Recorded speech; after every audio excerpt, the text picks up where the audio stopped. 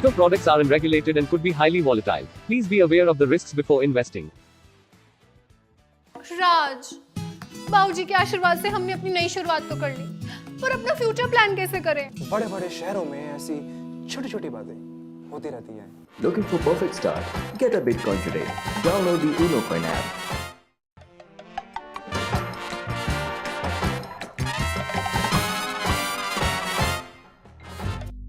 जब मैं तेरी उम्र का था ना, तो एक successful career, long term planning सब रेडी करके रख चुका था। और एक इन महाराज को देखो, पूरा दिन फोन में लगा रहेगा। दैट प्लानिंग तो मैंने भी कर रखी है, Unocoin के साथ। नए जमाने के साथ नई चीजें आजमाएं। Looking for Bitcoin? Download the Unocoin app.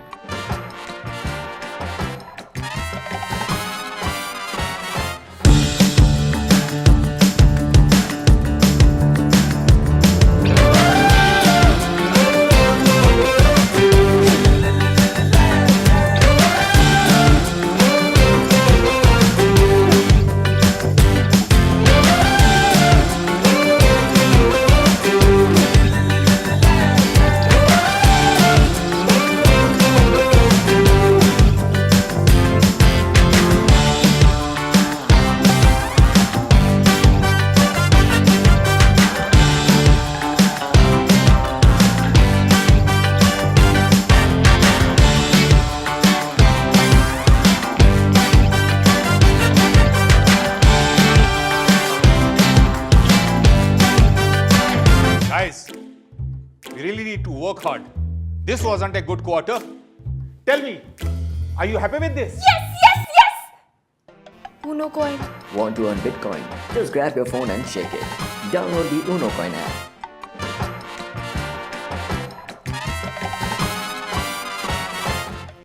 Bitcoin, Bitcoin, Bitcoin, Bitcoin, Bitcoin, Bitcoin, Bitcoin, Bitcoin.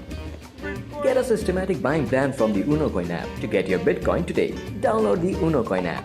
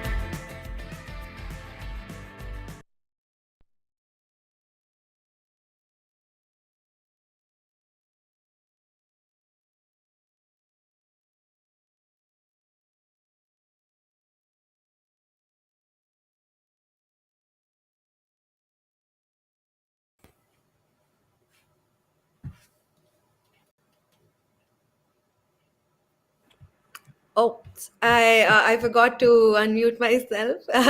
Anyways, hello and welcome back everyone to Unocoin's another weekly live episode. And today we are going to be discussing about Bitcoin Lightning Network and its benefits. Now, this is something that I'm particularly very excited about because very recently, just a few months back, even Unocoin integrated Bitcoin Lightning Network on the application. And we have here the Bitcoin expert with us, Mr. Sunny Ray, the president and the co-founder of Unocoin, to help us understand about Bitcoin better. Hi, Sunny. How are you? Hello, Shambhavi. Yeah, no, I'm excited about, as usual, talking about Bitcoin. But, I'm kind of happy we didn't start off with the obvious point about Bitcoin. The obvious point, of course, I mean, yesterday it was bonkers, and I was all the time, I was just sitting over there and I'm looking at it, the price moving up, and there's discussion happening in multiple groups. Oh, it has touched the Indian all-time high in INR. Basically, Bitcoin has touched all-time high in INR on this exchange, on that exchange. And I'm still confused. I'm like, okay, wait, what's happening? Here it's happened, here it hasn't happened. So apparently it was very exciting because all time high before halving was something that not everybody was expecting, and I would say 90% of the people were not expecting. Now it has already happened in INR. It's just a matter of time before it also happens in dollar. It has happened, and I think almost 30 currencies already, the Bitcoin all time high, and that speaks a lot about inflation and the economic problems of our world. And why Bitcoin is something that should be focused on right now on a from a mainstream perspective. So, how was your feeling yesterday, Sunny? Euphoric. Ecstatic. Happy. I don't know, it's great. I think this is awesome. Yeah, it's coming, and it's coming fast. And I think you and I, we've been connecting every week, every 2 weeks, and talking about all of the exciting developments in Bitcoin. And we had the ETFs and BlackRock, and I don't know if you know, but like I heard something like every day 10 times as whatever is mined, whatever Bitcoin is mined, 10 times that amount is being bought by these ETFs. Yes. Right. So that's crazy. And then, as you and I also alluded to, and hopefully we'll do another talk about this, as the halvening, right? As that approaches, another crazy exciting thing, because on the ETF side, you had demand go through the roof. And then with the halving, you're going to have supply that's going to be halved. And it's like programmatic, it's baked into the code. So anyway, so today we're going to talk about something different, another angle, right? So I'm pumped about that. We're going to talk about the Bitcoin Lightning Network. Yeah. So where do you want to start today? I mean, there's so much to Bitcoin Lightning Network, and Bitcoin Lightning Network is an innovation that for a long time Bitcoin was, kind of looking for. And when it came into the picture, it was one of the best things that had happened to Bitcoin from a consumer perspective. And so, just to begin with, first of all, I would like to tell our audience, guys. I know we are doing this session in English, लेकिन अगर आपके हिंदी में भी कोई सवाल हो तो आप बिल्कुल पूछ लीजिएगा. I'll be very happy to translate your questions, and of course Sunny's answers for you. So this way आपके जो भी सवाल हैं हम उनका सारा जवाब दे पा रहे होंगे यहाँ पर. And of course these sessions are about helping you out understand what we are doing, what is Bitcoin, what is Lightning Network, what is this market and hype all about. So don't shy away from asking your questions. We are here to just do that. Okay, now coming to the Lightning Network part, Sunny. So a lot of people, when they hear about Lightning Network, they don't really understand the concept of it. So if you can explain what was the need of Lightning Network in the first place, and then what is it solving today? Okay, that's a good question. Good place to start. What's the need?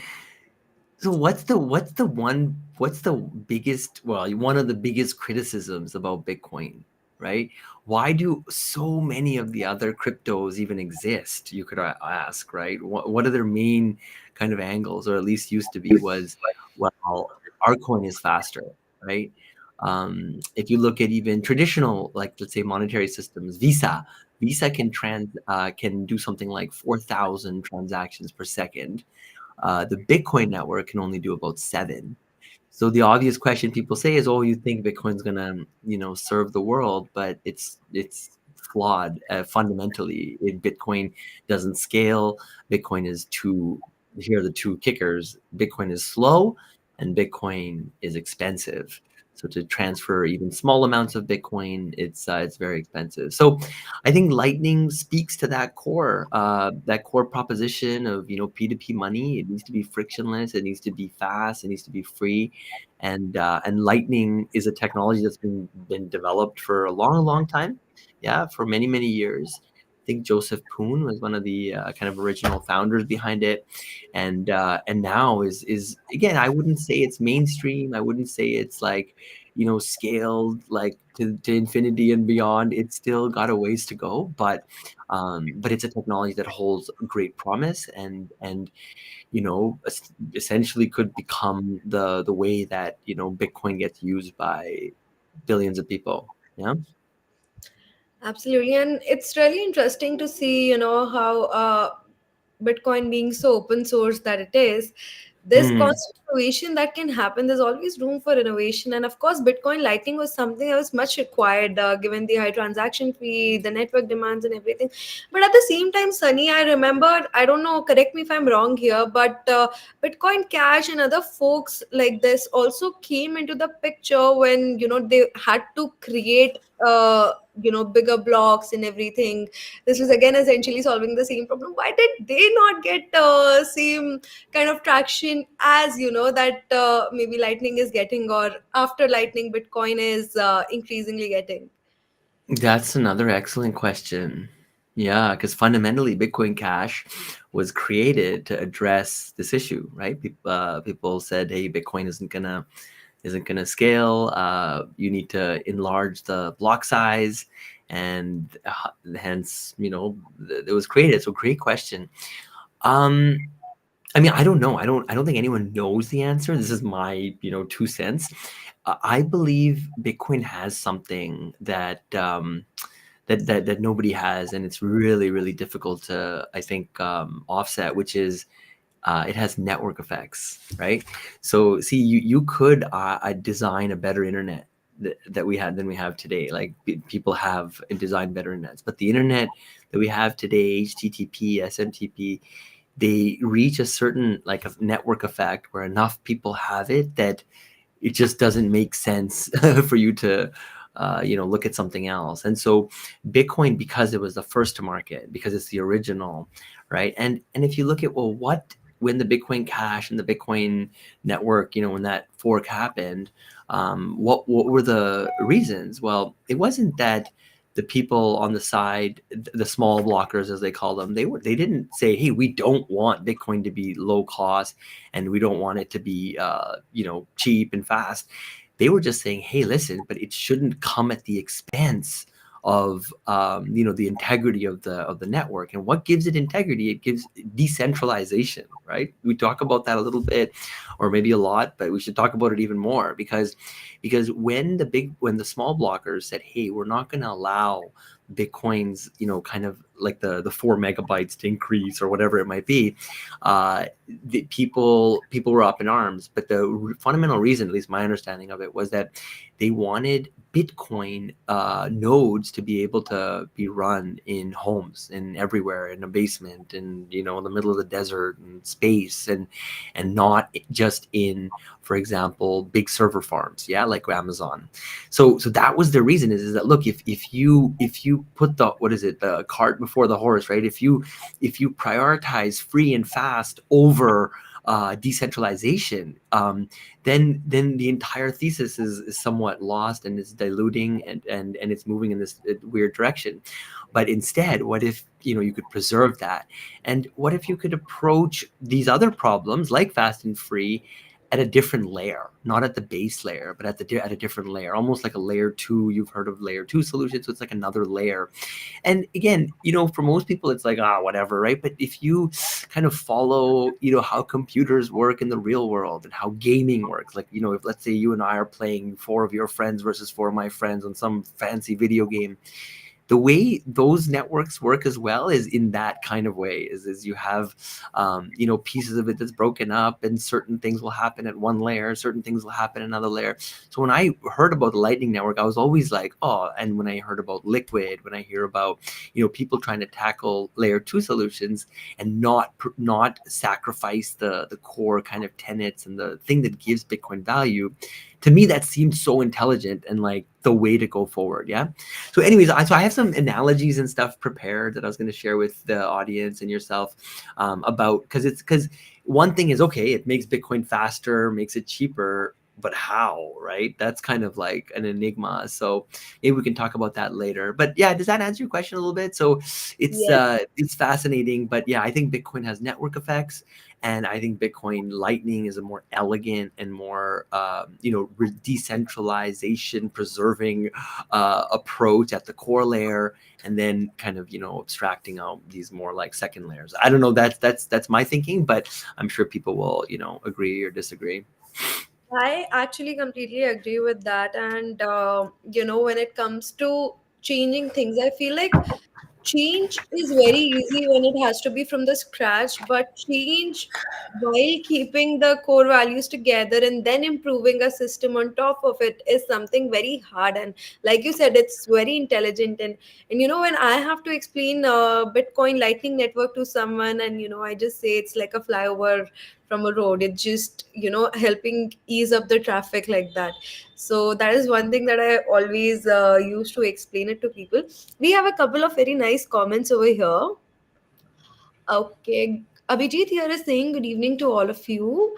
In the last session, I requested for Lightning Network withdrawal option in Unocoin platform. Whether any progress made on that?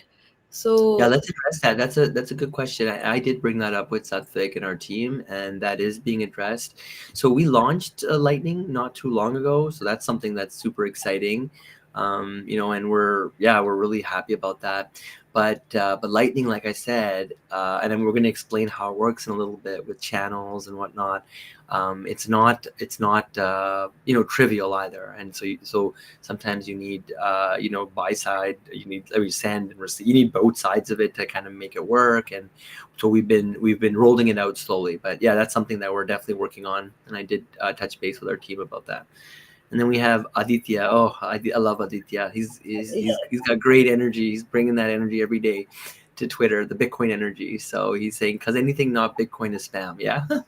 Yeah, there's a lot of people that, kind of, and it actually is a good point, because if you look at Bitcoin is ballooning, Bitcoin is going up, crypto, not the same way. Yeah. And so it hasn't quite been tracking, which is really unique, because that never happens. But give it some time, perhaps. I'm sure, when the masses wake up and retail comes in, they'll probably start, buying up crypto. But people should be aware, because, the signal is Bitcoin. And now it's probably a lot of institutional, it'll probably, because of this ETF stuff. And again, they're Bitcoin ETFs, not crypto ETFs, right? So I'm sure it's a lot of really smart money that's getting in right now. absolutely, I agree. And smart money indeed, because smart people always prefer to, rather look at the core values of a certain thing before investing in it. It's like very similar to when you are researching. I mean, I don't know if this is the correct example, but if we are investing in a certain stock as well, we're going to look at the prospects of this particular company. How is that even going to grow in the coming days? Now with Bitcoin, it's very different, of course, because it's an alternative to money. That is that's the very fact about it. And about all of these other cryptocurrencies, those are just tokens to be utilized on that particular chain or that particular project.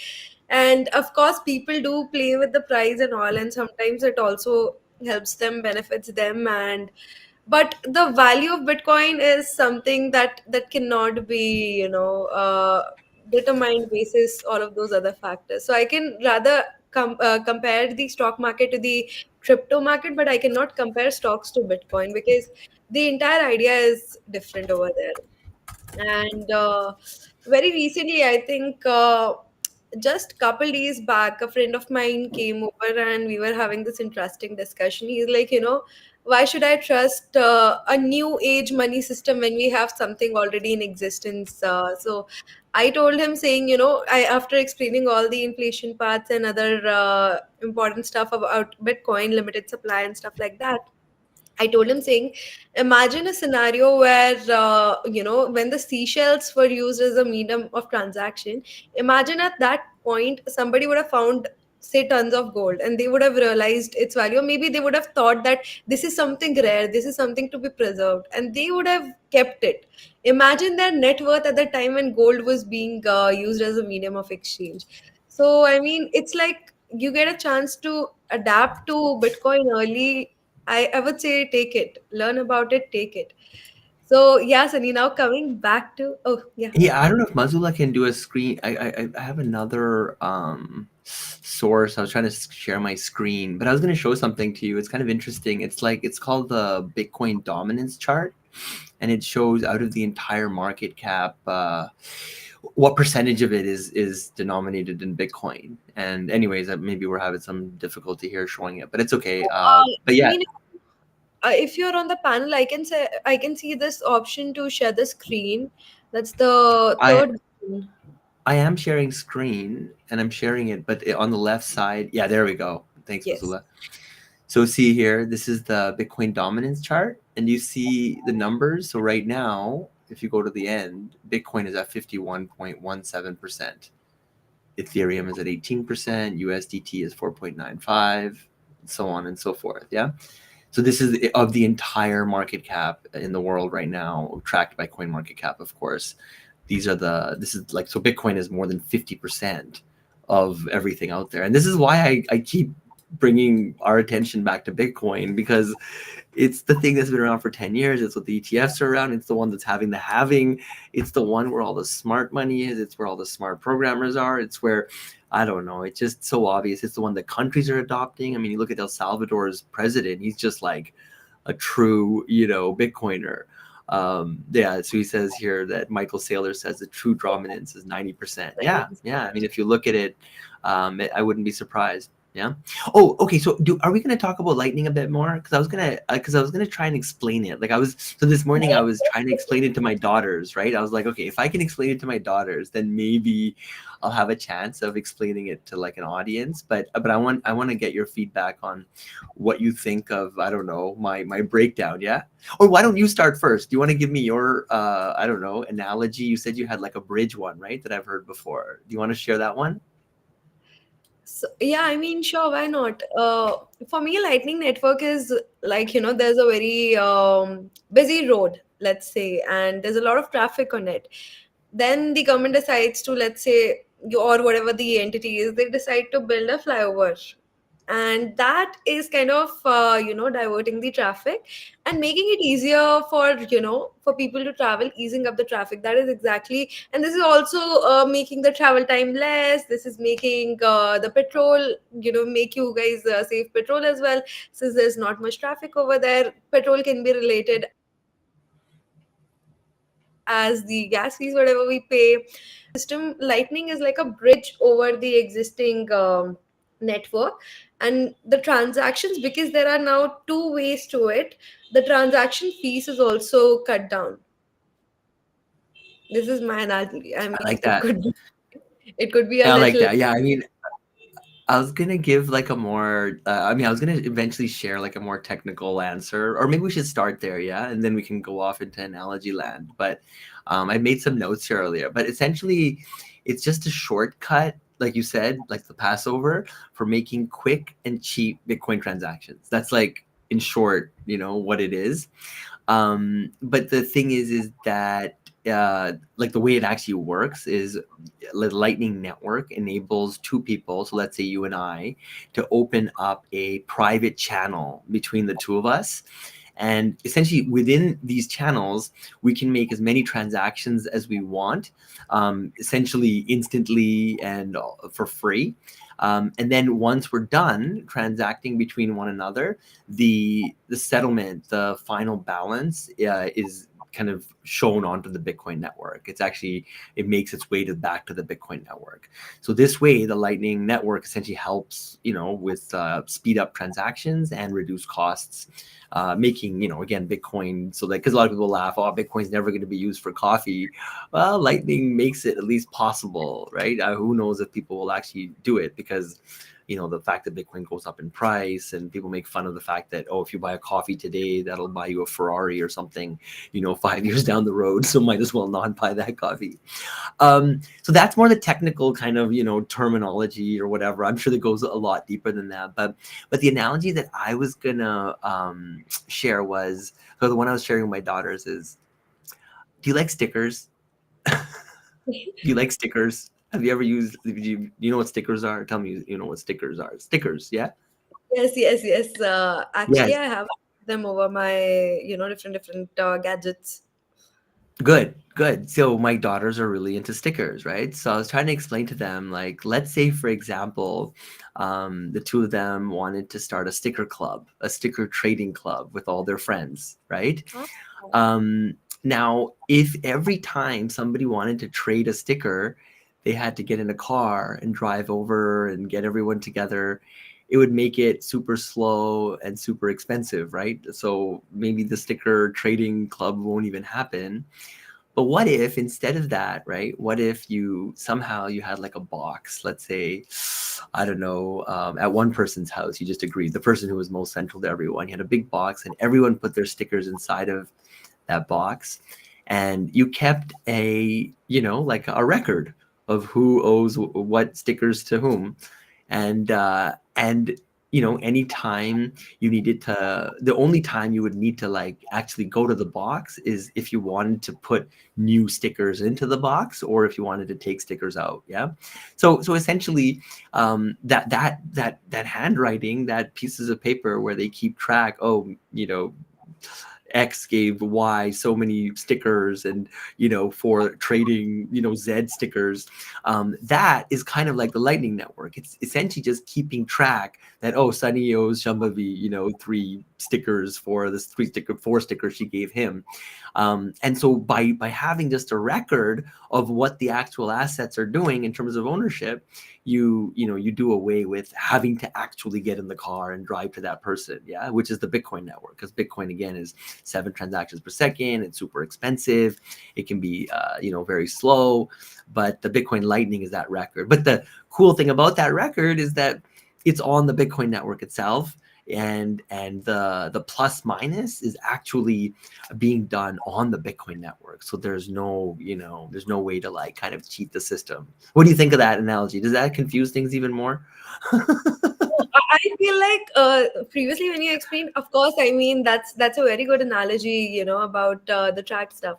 But I also feel like when you were earlier explaining about how this happens between two people and there's a private channel that happens, I feel like I don't know if you've watched that cartoon. It's more like my generation cartoon, or maybe older generation. I have no idea. Doraemon. Have you ever heard of that particular cartoon show? So No. basically, we have this anywhere door. You open that door, you can go anywhere and you can come back to that door. It's like a two-way portal. So you don't Hmm. have to travel or anything. That just you open it thinking some place in your mind. Let's say another person, me thinking, okay, around where Sunny is, I'll open that door, I'll land over there. So I feel like somehow we can say that lightning is working in that way. I don't know if your daughters watch Doraemon. I don't even know if it's a popular Dora? show Are you anymore. talking about Dora? Did you say Dora? Doraemon. Doraemon. No, no, they watch a bunch of shows, but I don't think that one's on the list. But yeah, that was, I don't know, maybe not the best analogy, but I thought it was cute because again, it's like stickers. I mean, who doesn't like stickers? But more importantly, it demonstrates like how opening up the channel is like that box where you're keeping all the stickers together. That record is kind of like the Lightning Network and doing its auditing. But I mean, but the actual Lightning Network is actually quite complex, and it's not. Unfortunately or fortunately or whatever, it's not the easiest network to understand or work with. So there are providers, there's a lot of people in the space that have done a lot of great work to make it easier for exchanges like Unocoin to adopt this technology. In fact, we're working with a top-notch company to make our Lightning Network possible, a company called River, which is like a Bitcoin only company, and Alex, the CEO, was kind enough to help us with some integration. So like I said, the Light Network is live. It's still one way, and we're slowly getting it towards kind of like the two-way going. Shambhavi, are you frozen? Hello?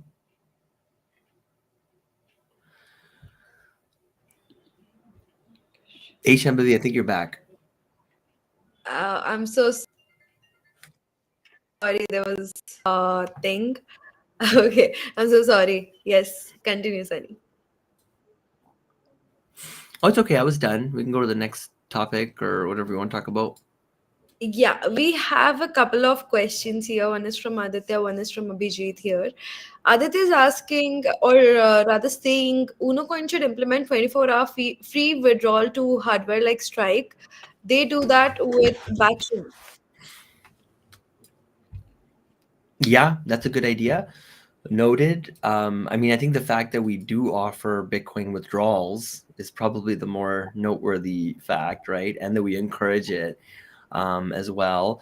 You know, when we do withdrawals, however, there is a fee that we need to incur. We just, and so anyway, so I think the point is yeah, it's definitely a great idea. But yeah, we'll have to. I think River also, was it River or Strike? They also raised like $80 million last year, so it's a lot more possible. But yeah, I think, but we are looking to make it easier. I think, we're one of the few. Maybe I don't know who else has Lightning Network in India, so we're quite proud of that. Or any other And has. and we were also, I don't know if people know this, but like the Liquid network, if you go back and Google, one of the early Liquid posts, you'll notice that, Unocoin back in, I don't know what it was, 2017, became a part of that as a functionary. And so, we're big supporters of Bitcoin and layer 2 solutions. So hopefully it's, maybe it was a bit before its time, but now with Lightning and Liquid, starting to take main stage, with Bitcoin taking main stage, maybe these two things will become more popular.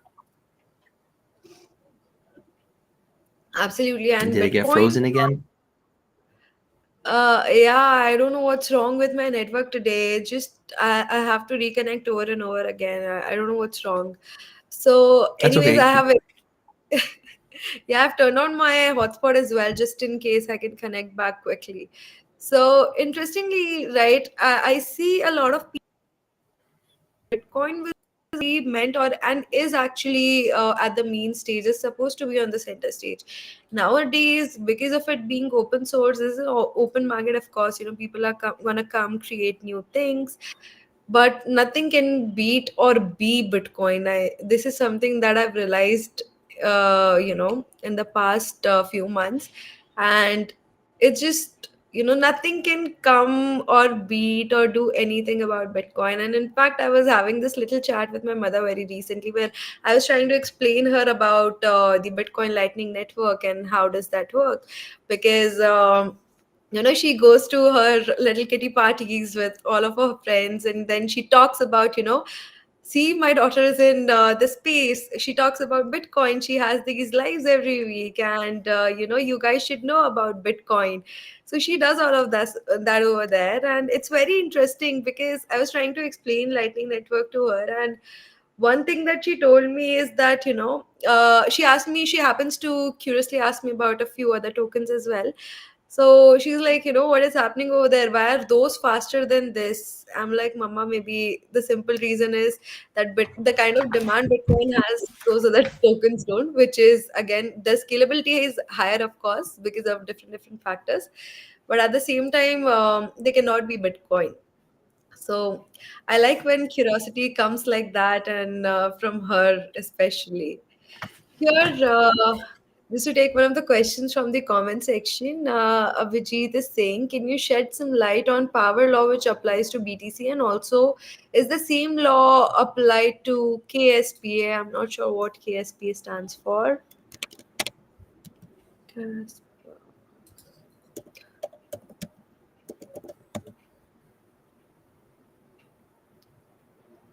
Okay, Casper is like an innovative blockchain project. So you want to take this up, this question? I don't know. I mean, I'm not too sure about what he means. Maybe he's referring to the fact that one of the criticisms of Bitcoin is that there's a small group of people who essentially hold an out large number of Bitcoin, due to the power law and the fact that, if you got in early, there was more Bitcoins being created, there was less demand for it, and so it's cheaper to buy, et cetera, et cetera. So you could get your hands on lots of Bitcoin, right? Like, if let's say when Bitcoin was 0.0000 cents or 1 cent or whatever, you could, with $1, you could buy so many. So there are certain people who got in early that, have a large amount. So I think that this person is referring to that. I don't know. I personally don't. I mean, if that is what they're referring to, I don't worry so much about that. I don't know what Caspa is either, so I'm not. I don't know. Maybe I'm totally missing the point here. But if it is around, again, a small group of people holding a large amount, I don't worry about that, mainly because there's exchanges and there's free markets, and anybody can buy as much or as little Bitcoin as they want, and that to me strikes me as like an equal kind of opportunity kind of scenario, right? Where you don't need to necessarily, yeah, it's very fair. And those people that got a lot, if they don't see Bitcoin as money and they're looking to just make profits, they're probably going to sell at one point, and and they'll have less of it. So anyways, I think this one's maybe a little bit, if it's what I think it is, maybe it's a little bit off from our conversation topic around Lightning. So I don't know, we can come back to that or entertain other questions. But I don't know. I think the fact that we just hit an all-time high is kind of important, right? Like, I mean, I know we started talking about it, but I don't think people recognize how big of a deal this is, because up until now, only people like you and me talk about it, like, because we work in the space and we kind of have to. But as soon as you pass an all-time high psychologically, for one reason or another, everybody starts talking about it. Yeah, you'll start getting calls from people that you haven't spoken to in years, and ex-boyfriends, ex-girlfriends, long lost family members. Everybody starts coming out of the woodworks. Hey, how are things going? How's that Bitcoin? So I think again, we just passed the all-time high. I think, and if you look at Google Trends and you look up like Bitcoin and what's going on, not many people are even Googling Bitcoin, right? So then how is this price action happening? Most likely, I think the guess is these ETFs, right? They're just swallowing Bitcoin every day. Like yesterday, I think it was the third biggest. Yeah. They're already at some percentage of all gold, ETF, 50% or something. I mean, it's crazy. It's insane what's happening. So I don't know. Yeah. I think today I was looking at one of the Twitter posts that I was just trying to find over here, which gave a number of the amount of Bitcoins produced today and the amount, or maybe yesterday's data, I guess, because it was some like 12-hour old post. And then the amount of Bitcoin purchased by these major entities, and it was insane. I mean, that was so much more than what was being produced. And very interestingly, just yesterday, when after the all-time high, because I was constantly posting about it on my Instagram, on my Twitter, I actually got a few calls, right? And from my cousins. Those are the same cousins who almost, I think, a year and a half ago questioned my career choice about being in the space. Oh, it's so volatile. Why would you be here? And it has no future. You should change, maybe look into more deeper financial aspects of things. And I was like, okay, whatever. And those same person calls me up and he's like, hey, you work in that space, right? What's happening there? And I'm like, And then now you're like, okay, whatever. yeah. So I was about to tell him, it's over, it's not for you. But then I had to be nice. Reverse psychology, that's a good one. That tends to work well. Yeah. No, I was in the gym this morning, people, hey, yeah, so wow, Bitcoin, okay. Everybody's, yeah, it's starting to become something that you can't really ignore. And a lot of people were thinking, oh, Bitcoin's never coming back to these highs. Like, what's happening to Peter Schiff? I worry about him. Peter Schiff, just today, I think I saw this tweet of Nayib Bukele mocking him on Twitter, and it was very, very funny. Besides that, Chetan Bhagat, oh my God, that dude has been like, people in the space have been tagging him like crazy. And I'm like, he's gonna soon delete his Twitter account or something. So Who's this guy? Chetan Is this Bhagat. the Salman Khan guy or something? No. No, it's something else. Okay. A very famous Indian writer. So he's an Okay. Indian fiction writer, and I think in 2022, after the Terra Luna fiasco, he Yeah, happens to say that the space is dead, crypto is dead, Bitcoin is dead, of something like course. that. It's a very Yeah. elaborated statement.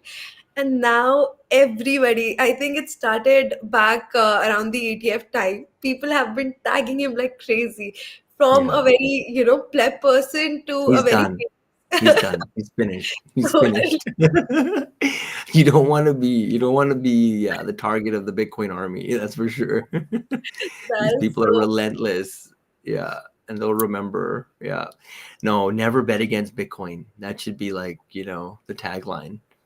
Yeah, and I mean, if you have certain points to even say that makes sense, if you can bring out some logical points, give some explanation, and say that he just happens to bluntly say this after the crash.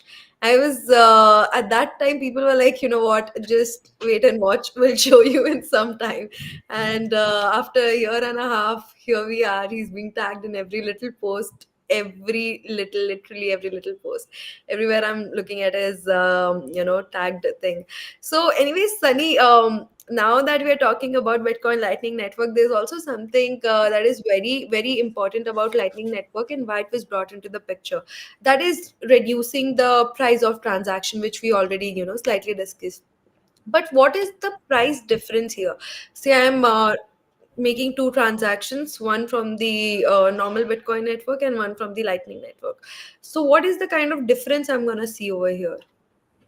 Night and day. Yeah, like as in, on the Bitcoin network, again, on the Bitcoin network, it fluctuates. It can go up and down, but it could be $10, $5, $20. It could be even higher if the demand for Bitcoin keeps going up. I mean, the fees could get astronomical. Yeah.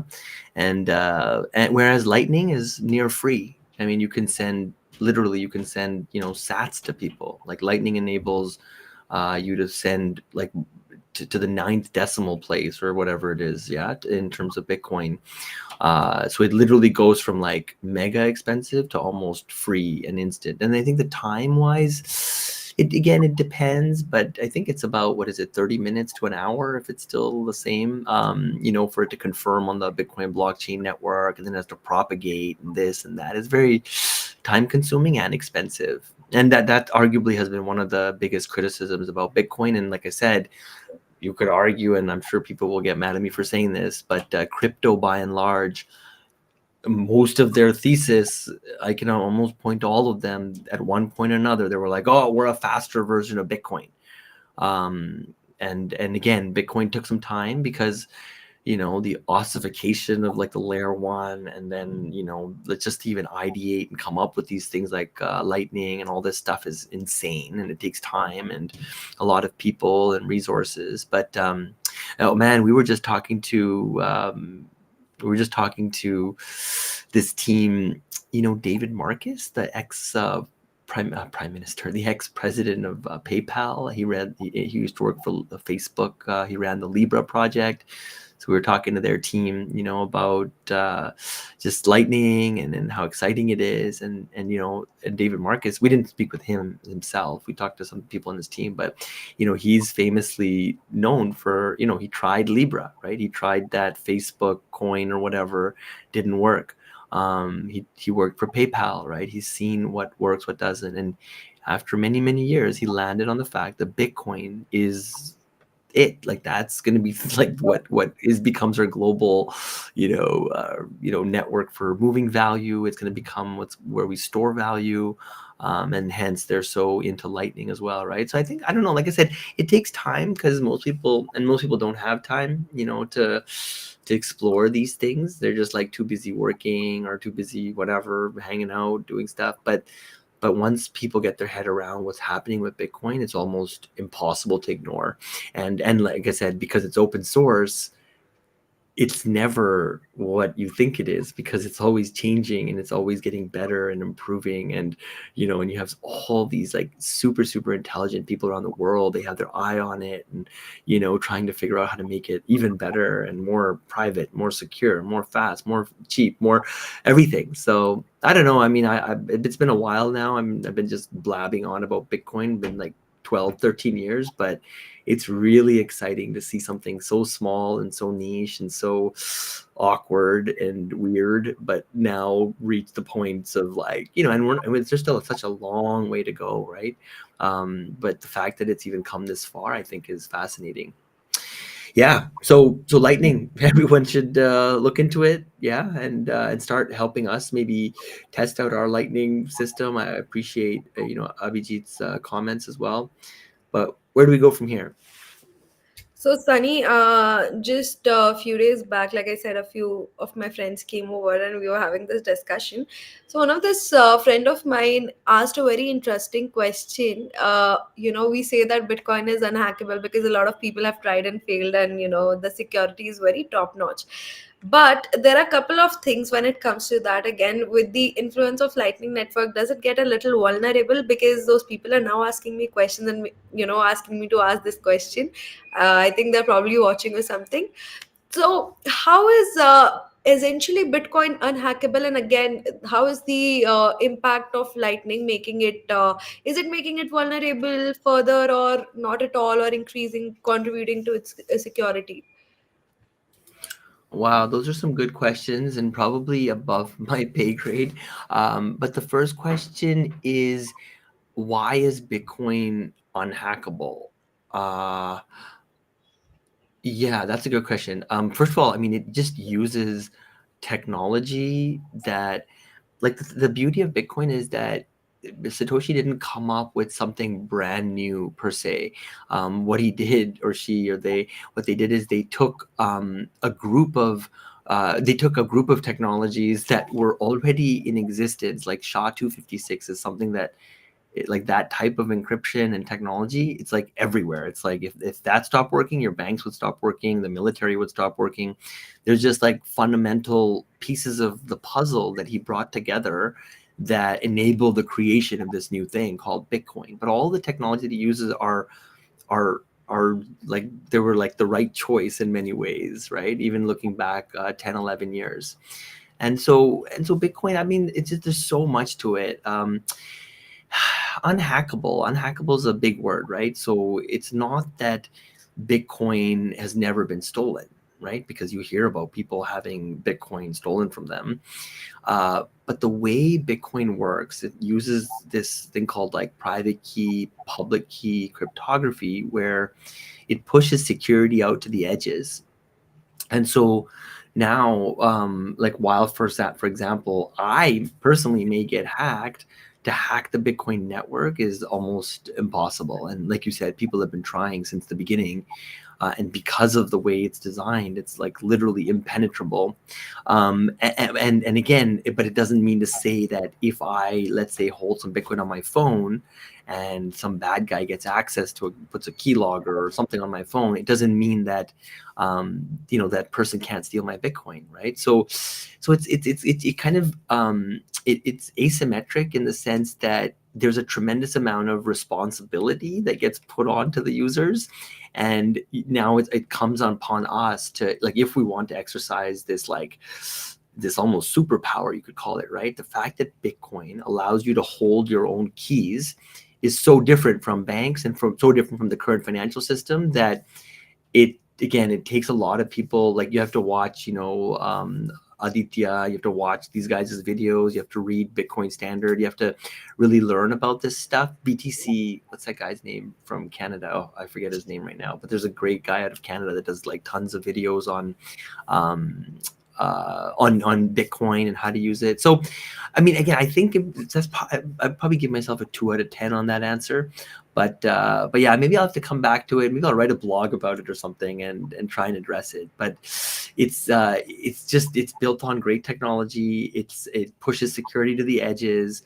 It relies on things that have been around for a long time, and it's just super secure. I don't know how to say it. Now, Lightning, you could argue, well, Lightning has benefits and disadvantages. So the fact that it uses the Bitcoin network to settle the in and out, like the final, like the initial, opening of the channel and then closing of it, means that, it's leveraging the Bitcoin network to do its kind of bidding. However, because it's a private channel and it's a channel away from Bitcoin, people criticize that it may be vulnerable to attacks. But I don't know. I don't know enough to like kind of go deeper into it. I think, yeah, I would have to maybe address it in a follow up, live stream. I don't want to just make up stuff and like, have people call me out. The internet's brutal. So, yeah, that's a good question. The internet is brutal. That's very true. And with Bitcoin, I feel like it's a whole different world. So have you did you get a chance to visit El Salvador after it being adopted as a legal tender? No, I have not. I have not. I went to Costa Rica, but not El Salvador. Apparently they were running this visa program, and some sort of investor visa program. I did not read about it in detail, but it was very interesting. I mean, if I could, I would have been there, because lately I have been having this thing where I really want to see how a Bitcoin economy looks like, and how does that work? How is it for a day-to-day life transactions? And I think Lightning is a big contributor there as well, because again, like you said, there's 7 transactions per second, and for that kind of daily uses, that might not be very speedy, and I'm sure Lightning is being used over there very heavily. So I mean, what all states do you think really need that kind of a transaction system right now on an immediate basis? Um, I was going to answer that question, but I'm not going to lie. I was kind of cheating a bit, and I thought to make this episode a bit more, meaningful, I would do my ChatGPT search. So I did touch on it, but can I go back to the last question and like give some bullet points? And again, I'm not lying. It's not me, but but I thought it made some good points, and I like the order I put it in. So decentralization, which I talked about, right, and pushing security to the edges. I think the fact that it's decentralized makes it very difficult for hackers to compromise the entire system. Number 2 is cryptography, which I also alluded to, but it uses cryptographic techniques to secure transactions. And so at the heart of it, there's, like I said, SHA-256, and it uses cryptography, which is what the US military uses. And, it's like this really invincible math, you could say, where you can go one way easily, but can't go the other way easily. And then number 3, it talks about blockchain technology, which is essentially a public ledger that records all transactions in a chain of blocks. So that's, I guess, super important. I didn't probably allude to that, but the public ledger, the fact that it exists on thousands, tens of thousands of computers makes it makes the whole network that much more resilient and immutable, because everyone holds a copy of the truth. So that, makes it more unhackable.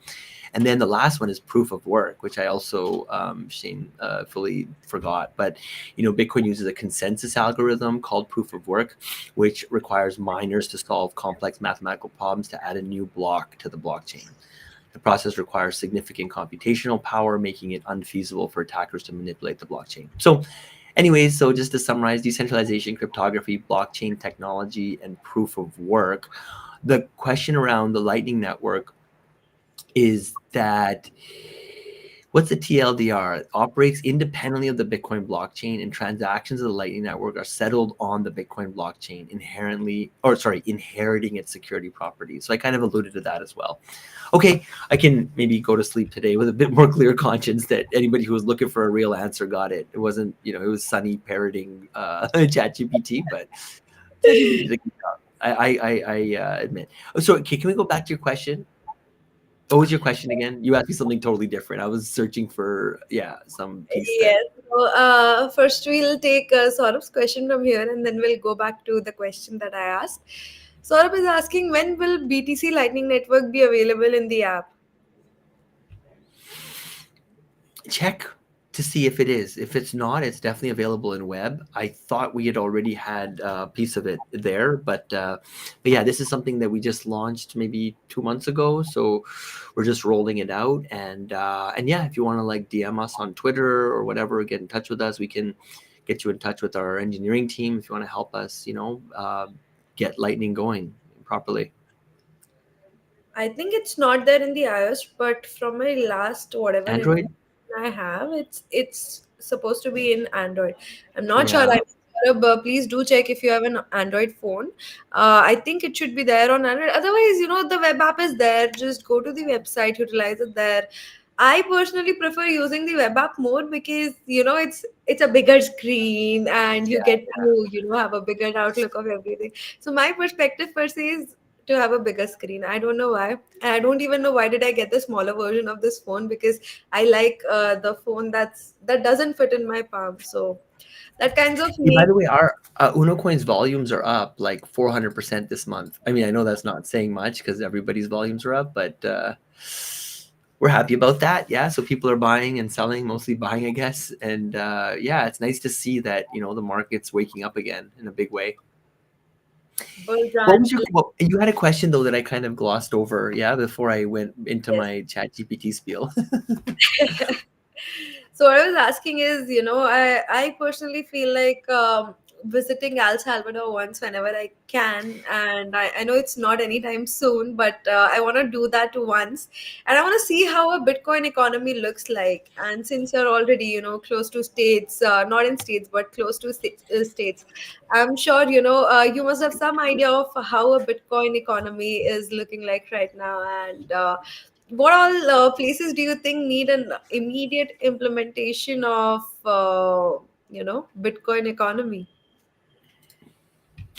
I mean, the closest I got to see a Bitcoin economy, I think, might be what's it called? The conference I was at when I did my live stream with you, Oh, okay, Bitcoin yeah, Jungle. It was like in Costa Rica. Yeah, so sort of saying it's not there. So check the web app; it'll for sure be there. And let us know if it's not there, and it's coming to the app very soon as well. But thanks for pointing yes, that out. Yeah, Bitcoin Jungle in Costa Rica. They had almost every shop you walked into, every store, every restaurant. They had a little sign saying we accept Bitcoin. And so, the person that I know the best there that is been a big part of all of it. His name is Francis.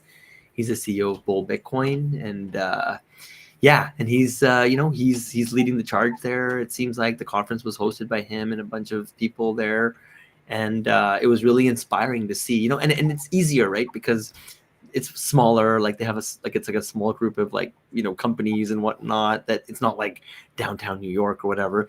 But I think that makes it. But it's also kind of nice because it's like in Costa Rica. It's like paradise, and they've found this sweet spot where they've just been able to bring Bitcoin, to the masses there, and they've done a really good job. But they've proven that you can create. And then there's this beautiful app that they've built called Bitcoin Jungle, which has Lightning and everything, integrated inside of it. And so, yeah, I think that was the closest I ever got. I'm dying to go to El Salvador. Max Kaiser is an investor in Unocoin, right? And he's like the spokesman there or whatever, spokesperson there. So right, he's and yes. always saying, come down.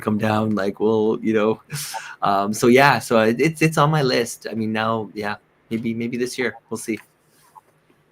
I mean, each time Sunny you bring up that conference, I personally get so jealous because oh my god, what a heavenly thing that would have been to experience. And I feel like with you as well, you've been there in the space for more than 10 years, and now that you see it getting more mainstream, I know I might have asked you this question before, but now that you see Bitcoin now reaching very close to the USD all-time high as well, and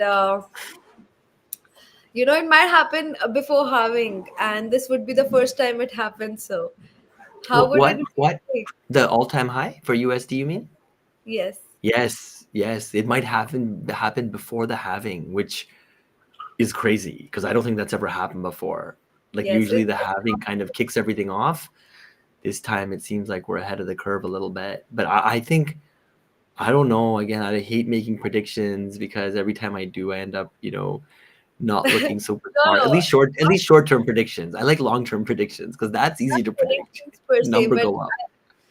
I really want to understand, like, I want to see or maybe hear from you how you feel about it, because when you started your journey in Bitcoin, I'm sure when you came to India, when you were talking about it in meetups, 90% of the reaction would have been like, oh, it's a scam, oh, it's a fake thing, oh, it's just gonna be used for terrorist funding and all of these purposes, because that was the perspective back then. Now that you see Bitcoin becoming more mainstream with the Costa Rica experience where people were accepting Bitcoin as a method of payment, and now that the all-time high might just happen before having. How does that feel, this journey?